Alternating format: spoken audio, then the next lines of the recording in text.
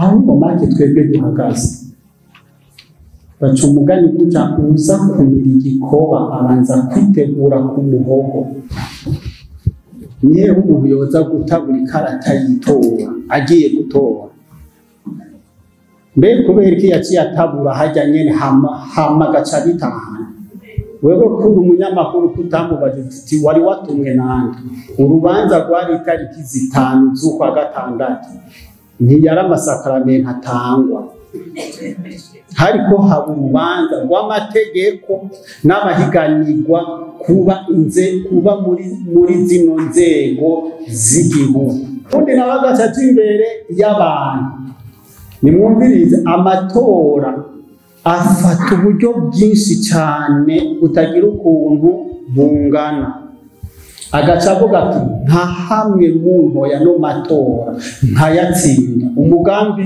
wa mbere incamfuta ibyayavuyemo niba ufashwe ku nguzi ukaba udaciye ukoma induru utabazi ngo bakunyarukane muri seruka uhabwe imiti igukingira ikiza sida no gutwara inda utifuza ukarindira hagaca amasaha 72 uragwara sida uratwara inda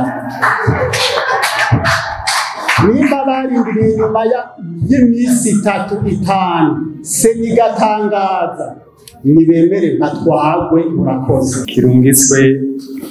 ndungiswe n'ishirahamwe Mark abandi umwe yashoboye gukora igikorwa cyo kuba indorerezi muri komine Mukaza rero narashoboye guca henshi hatandukanye narashoboye guca muri zone Nyakabiga muri zone ya Bwiza ndaca mu Ijabe ndetse no muri Rohero ahantu hose natangure gushika twasanze abarundi bose batonze ku mwanya bazindutse bigaragara yuko bari bazindukanye umwete wo gukora icyo gikorwa kidasanzwe rero aho ntunagenda nca narabonye yuko abarundi bashitse hakiri kare abanyagihugu kandi batora mu mutekano nta muntu n'umwe yigeze atora ku igitsure cy'uwundi ariko umwe wese mu mabiro de vote yarumva ko yisanzuye kandi ariko arakora ikintu afitiye uburenganzira rero twarashoboye no kubona abantu bashoboye kuba bageze mu zabukuru twaragerageje kubashyira imbere kubera baba batagifise ingufu zo gutonda ku mirongo tukabafasha kandi ahantu hose twaciye hari umutekano ntangere nta muntu n'umwe bigeze barwara cyane ngo bakomakome cyane ngo atore kubera asunitswe n'ubundi cyane hari umuntu amugiye mu matwi rero turashima muri rusangi igikorwa nyine cyagenze kuva gitangura no gushitsa mbere ku mwanya wo guharura amajwi igikorwa cyagenze neza abantu bajejwe guharura amajwi babikoze neza hatekanye rero muri rusange twavuga yuko amatora yagenze neza tubimenyesha abantu bose yuko igikorwa cy'amatora cyagenze neza murakoze cyane amashimwe kuri yo hasi twagira dusabe Madame Josiane kubera ko komine Mukaza irakeneye intahe nka zibiri n'ahandi hose tworonka intahe n'imwe mugabo Mukaza twaronka intahe zibiri turamuha ikaze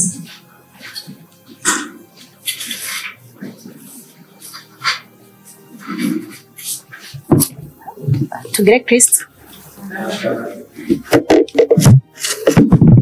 nanje mpagaze ngaha kugira ngo shingire intahe ngena amatora nayabonye nk'indorerezi ku rwego rwa Mark nk'uko mugenzi wanje yabivuze twaragenze muri zone Nyakabiga turaja mu Rohero turaja mu Ijabe turaja mu Bwiza aho twatanguriye twasanze abanyagihugu bazindutse kugira ngo bakore igikorwa cyabazanye kandi twasanze umutekano umeze neza cyane abakozi ba seni niho bari, abajejwe umutekano niho bari.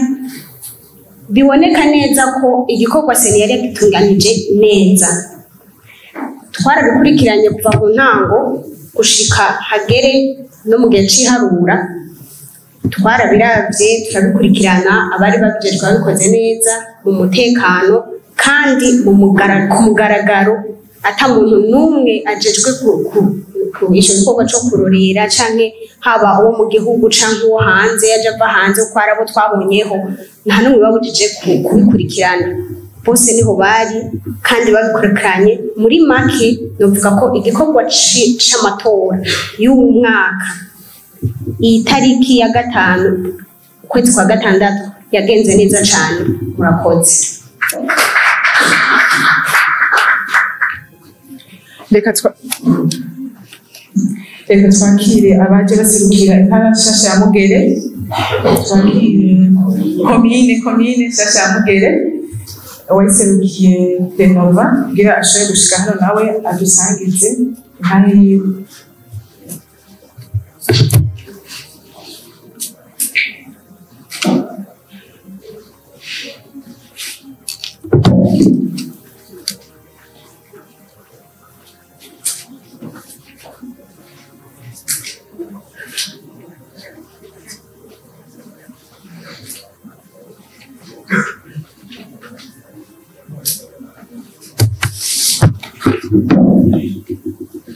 Murakoze cyane. Nanje nagira intahe uko n'abandi bagera bivuga ku bijanye n'amatora yabaye muri uyu mwaka wa 2025 muri komine nziza ya Mugere yagutse. Nariho nk'uwaserukisha hamwe maki aho ryari ryarutse indorerezi ku bibanza bitandukanye. Rero aho twashoboye guca tandukanye komine Mugere, twaragiye mu bibanza bitari bike.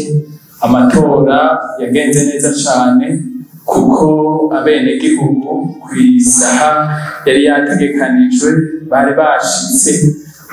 Batanguye amatora, ni ukuvuga ngo ubona ko babinezererewe. Nicyo kintu twabonye kidasanzwe, aho abenegihugu bagize ishaka n'umwete bakazinduka kugira ngo baje kwitorera indongozi. Twaraciye mu mazone atandukanye agize komine yagutse ya Mugere, twasanga abenegihugu bariko batora mu mahoro, umutekano, atagahato, ubona ko baza babinezererewe.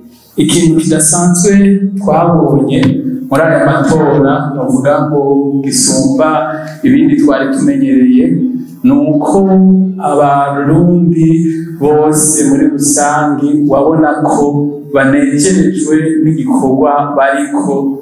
Wabibonera mu ishaka ukuntu bazindutse, ukabona n'uhejeje gutora aca yisubirira ku mirimo yariko arakora.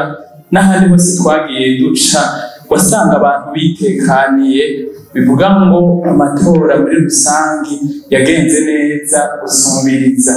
Hari n'ikindi kidasanzwe twabonye, nuko nk'abanyamashengero kenshi batahora bitwararika cyane naho bahora babikora. Mugabe kidasanzwe nuko n'amashengero muri ano matora yari yarungitse abantu baza, ukabona ko baje gutora kandi babinezererewe. Abakozi b'Imana bari baje kuraba ivyo bikorwa ukuntu biriko birakorwa, ko babona ko umwenegihugu wese anezerejwe n'uru rubanza rwiza rw'amatora. Ikindi cyatunejereje nuko n'amatora amaze kurangira, buri muntu wese, umwenegihugu wese wasanga ariko araganira na mugenzi we, ataguterana amajambo, ataguterana ibirake. Muri make rero turashinga intahe nk'abari indorerezi bamusweje hamwe maki muri komine ya Mugere, k'amatora yagenze neza cyane. Twarashoboye kugenda no mu bindi bibanza uko bagiye babivuga bigize igisagara ca Bujumbura, hose twasanga abenegihugu bariko batora umutekano ntangere. Rero amatora yagenze neza cyane nk'uko twari tuhari indorerezi twariko turabibona n'abarundi muri rusange bariko barabibona. Murakoze cyane. Murakoze cyane. Reka twakire uwa nyuma aserukira intara ya Butanyerera, Bishop Serge Karibu kugira ngo intara yanyu.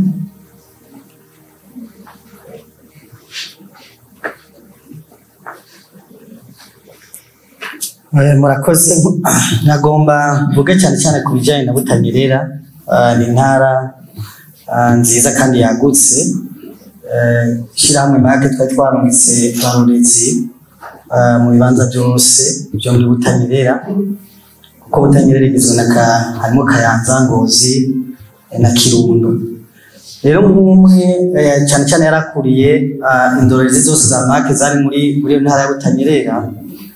Twebwe aho twaciye hose ikintu nuvuga cyane cyane cyabaye kidasanzwe twabonye n'ukuntu abenegihugu bazindutse, n'ukuntu bazindutse ku buryo guhera saa 11:30 wabona ko abantu bose bariko baragenda bitabira icyo gikorwa. Abenegihugu bari banyotewe icyo gikorwa.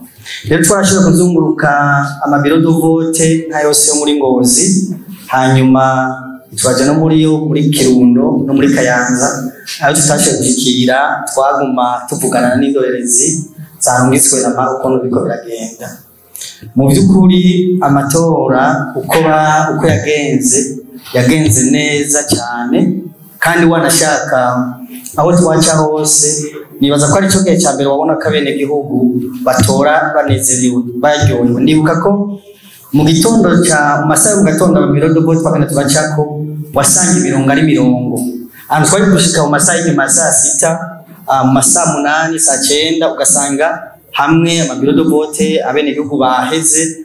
Wabaza bakora ati ujya guhera saa 11 sizeri neza dutanguye usanga bakwereka ahantu amaso atashobora gushika kugerera kugeza saa 9 aheshi bariko bararangiza. Muri rusangi muri Butanyerera amatora yagenze neza kubera ko na cyane cyane ukuntu harimo umwidegemvyo, aho umwene gihugu ashitse yatonda kandi akagenda agatora ikiri ku mutima ukabona ko ari umwidegemvyo. Ariko kandi ikintu kidasanzwe nuko witegereje abenegihugu babona n'igikorwa bari bafite ishaka, bari bakinyotewe, kandi ukabona ko bakinezerewe cyane. Rero nuvuga ko muri Butanyerera aya matora ni namwe mu matora twavuga ko abenegihugu batoye mu bwisanzure, ubona ko babikunze kandi ubona ko babinyotererewe, ku buryo mu by'ukuri harimo umunezero kandi byari bimeze neza. Hanyuma kandi ikindi kidasanzwe n'ukuntu abenegihugu bari organize, warabona ko bafise igihe cyo kuja gutora, bazinuka bagatora, hanyuma usubiye inyuma aho twaje turengana ukabona ko abantu bari organize ku buryo umuntu acasubira ku bikorwa vyiwe, umuntu wese akabandanya ibirimo yiwe.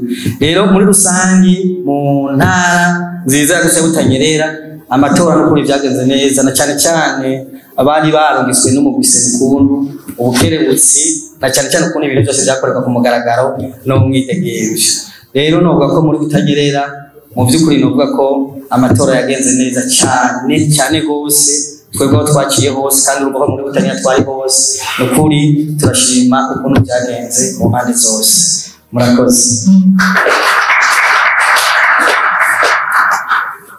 Imbere yuko turangiza kino gice cya kabiri, twagira usabe uwaserukiye intara ya Gitega Pascal Zifire mu nkundire tubana iminota 2, hamwe n'uwaserukiye intara ya Burunga Apotre François muregereye hafi kugira ngo intare zanyu. Murakoze. Jewe nitwa Zifire Ndayiragije, nari mpagarariye indorerezi zakoreye mu ntara ya Gitega. Aho twaciye, aho twahereye, aho twahereje, turavye uko ibikorwa byagenze, turashimira umugwiseni, tugashimira abo bashize mu bikorwa by'ukuri, tugashimira n'abenegihugu ingene bari batekana. Hageze ku mwanya wo kurangiza twarabonye ko umutekano amahoro byari bifashe neza, nta musunikano, nta ngorane n'imwe, nta mpanuka n'imwe twigeze tubona. Rero hamwe n'ibyo turashimira Imana kandi tugashimira na MAC yatwizeye kandi igakurikiza henshi amabwirizwa yasabwa n'umugwise nk'uko abifitiye amasezerano. Rero muri make byo nabonye aho nagenda nca nabo twaserukiye byagenze neza cyane. Jewe nk'aho babaye imitima nuvuga nta matora agenze neza cyane rwose. Murakoze.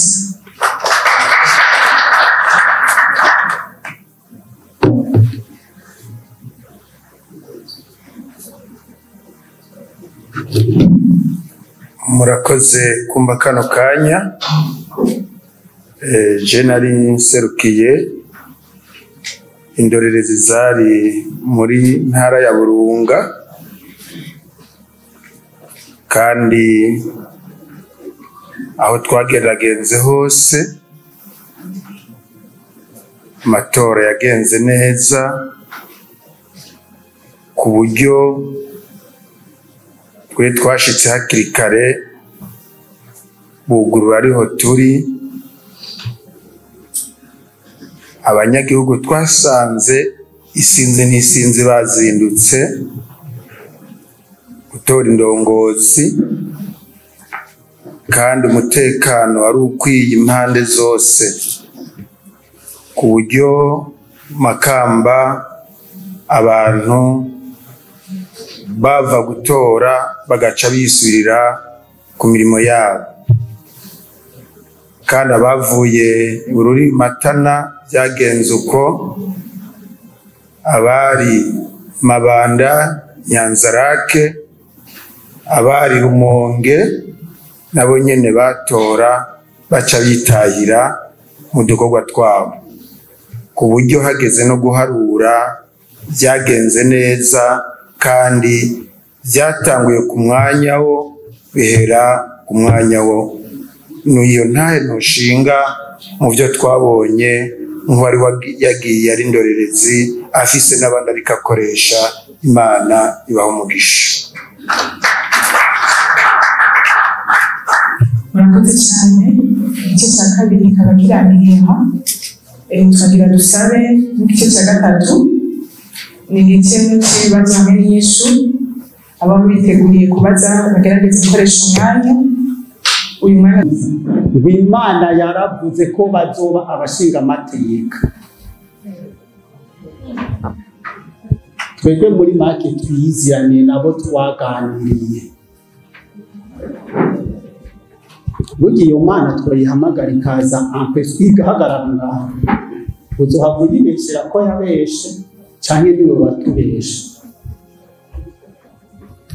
Mwibuke ko kode electoral ivuga yuko uwigenga mu kugira aronke intebe ari ibice 40%. Mwumva ko izo ndoto uzirota ugaca uzirotore ejo nyene. Aho mu MAC twebwe duhagaze, baca umugani gutya, uza kumira igikoba abanza kwitegura ku muhogo. Turabihanganishije bakira ibyo barose, kandi mu mahoro n'umutekano. Kumbure n'ibyakunze no munsi hirya y'ejo bizogenda neza. Usabye ni hahandi nyene nawe nyene utamwishuriye hamwe n'abo bandi. Na papa utamu niwe yarangije nawe avuga ati mbega amwebwe ko muri bamwe muri abakristo frere bamwe ari amashinge, none ntimuvuga rumwe, none Imana si imwe.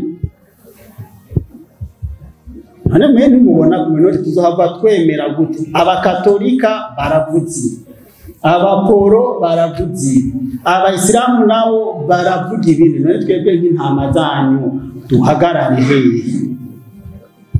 None ga papa utamu, none no ku ntumwa za Yesu siwe yazitoreka.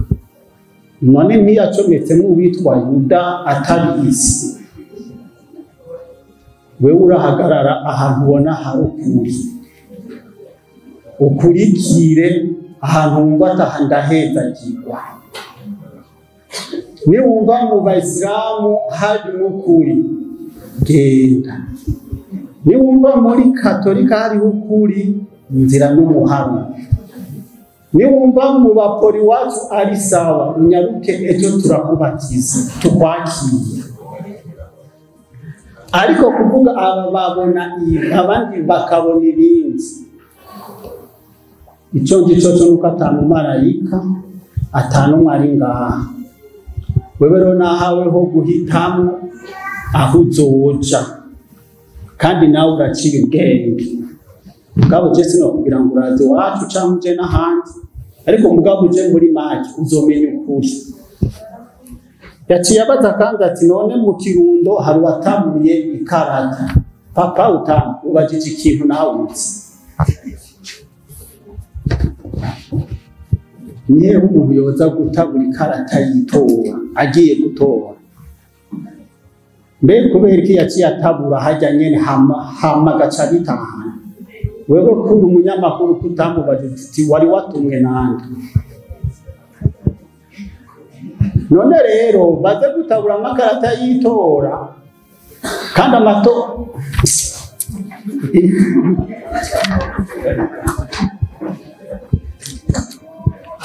reka ndakubwira papa utamu, urubanza rwari itariki 5 z'ukwa gatandatu, ntiyari amasakaramentu atangwa, hariko haba urubanza rw'amategeko n'abahiganirwa kuba muri zino nzego z'igihugu, kandi hariko harahiganwa amategeko. Uyu n'umugambi wo kugira bene gihugu ukeneye kuzobaja imbere, utanguye kugira wowe uzokora kwa kuhonyanga amategeko n'ubutungane. Uriteze ko umuntu aciye ubwenge azi ibyabaye, wumva ko yoca aguhunda amajwi. Uyo ni uwa mbere. Ubundi nawe agaca imbere y'abantu. Nimwumvirize, amatora afata uburyo bwinshi cyane utagira ukuntu bungana. Agaca avuga ati nta hamwe mu ntoya no matora nkayatsinda. Umugambi wa mbere incamfuta ibyayavuyemo. Sinzi ko mwumva umuntu w'incabwenge ariko yitaba amatora hanyuma atorwe aca afuta ibiyavuyemo yarabirimwo.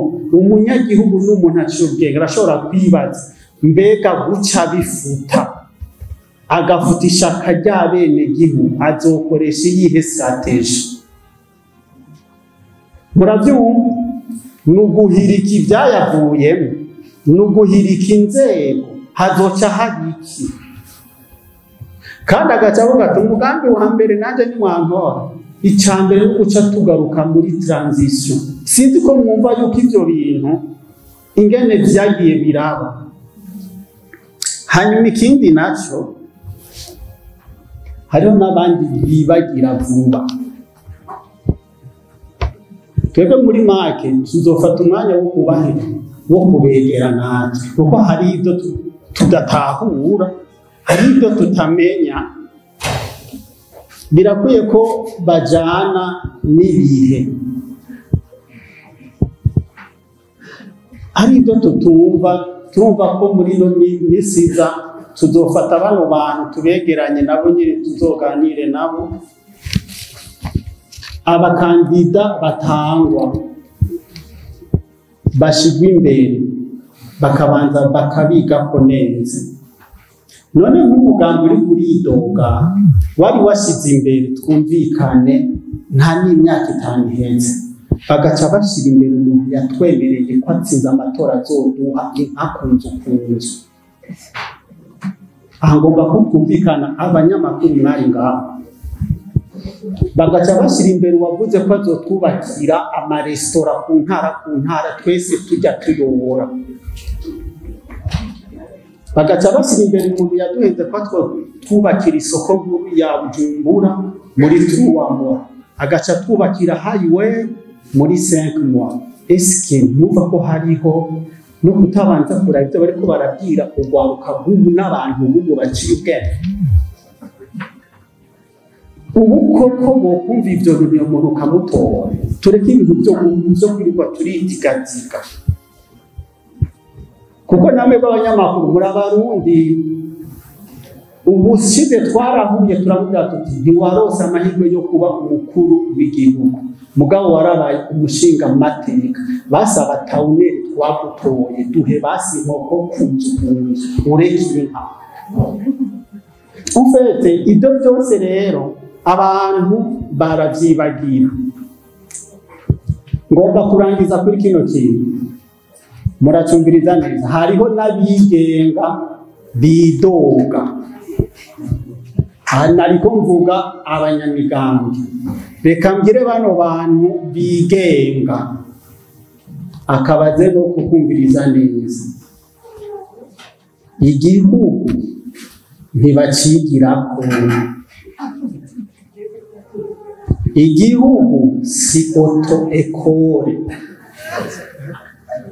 igihugu si kinga wiga kunyonga. Ikinga urashobora kuritwara, muravyumva, ugatembagara ukagwana naryo, ukavyuka n'ikinga ukarivyura.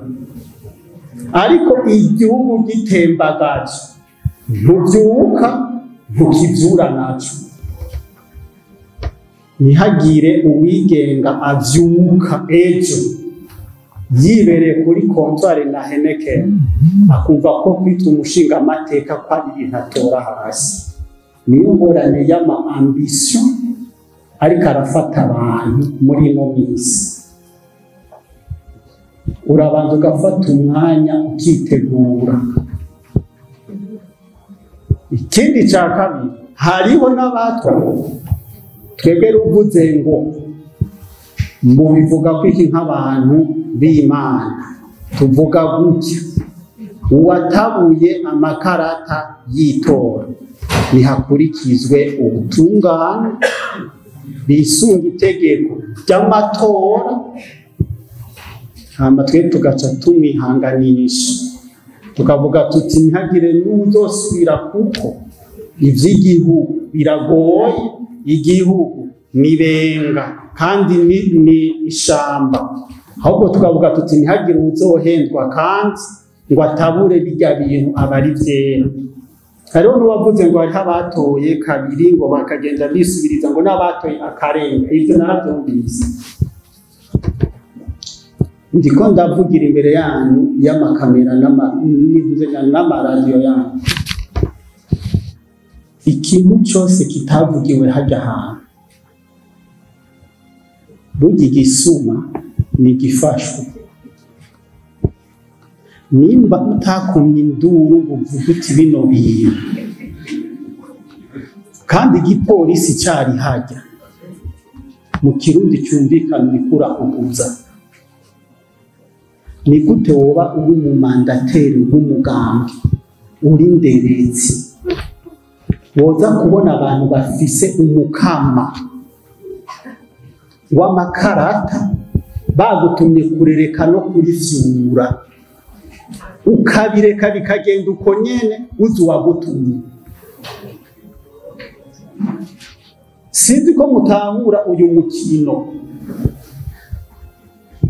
Ibi bintu bije kuvugwa inyuma y'imisi 5 amatora yaraheze, baharuye baregeranya ibikoresho byose barabishikana muri sesi, barabishikana muri sepi,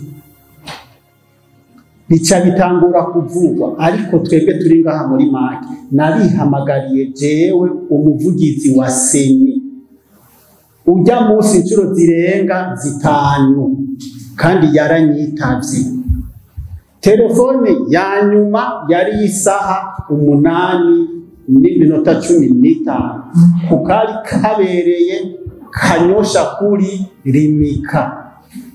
Yaciye anyarukirayo araraba ibyahabereye kandi aca arasubira arantelefona arambwira ati bijya bintu ndabibonye ariko si byo. None abo bantu ko basenga Imana nkatwe, none je ko narose telefone yo gutelefona muri sena, none abandi nta matelefone bari nayo. Sinzi ko umuntu aho niba ufashwe ku nguzi ukaba udaciye ukoma induru utabazi ngo bakunyarukane muri semuka uhabwe imiti igukingira ikiza sida no gutwara inda utifuza, ukarindira hagaca amasaha 72 uragwara sida uratwara inda. Nimba barindiriye inyuma y'imisi 3-5 senigatangaza nibemere ntatwagwe urakoze.